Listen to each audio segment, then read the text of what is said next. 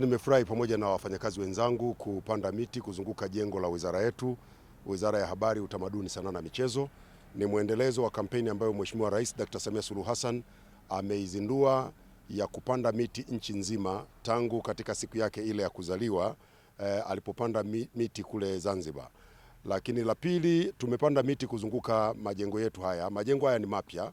Mheshimiwa Rais ametujengea majengo ambayo yamefanya hadhi ya makao makuu ya wizara zote za serikali kuwa katika kiwango kinachofanana na kuwa makao makuu.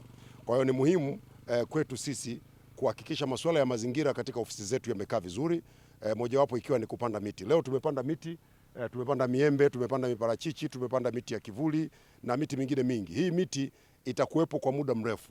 Kwa hiyo hapa tunaandika historia, hata baada ya miaka 5, 10, 20, 30 ijayo kutakuwa kuna miti ambayo ilipandwa na watumishi wa kwanza kutumia jengo la Wizara ya Habari, Utamaduni, Sanaa na Michezo kama ilivyo kwenye majengo mengine. Kwa hiyo nataka kuchukua nafasi hii kuwapongeza watumishi wenzangu, isiwe leo tu kupanda, lakini tuhakikishe miti hii tuliyoipanda inabakia kuwa hai, inatunzwa vizuri, inamwagiliwa, inawekewa mbolea, tunaua wadudu ambao wanashambulia miti, kwa sababu kumekuwa na hilo tatizo.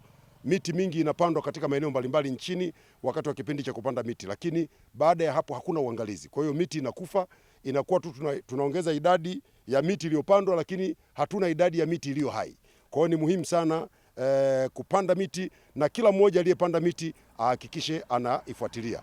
Mimi nimepanda miti kama 7 mpaka 10 hivi kwenye hili jengo. Hii miti yangu nitaifuatilia.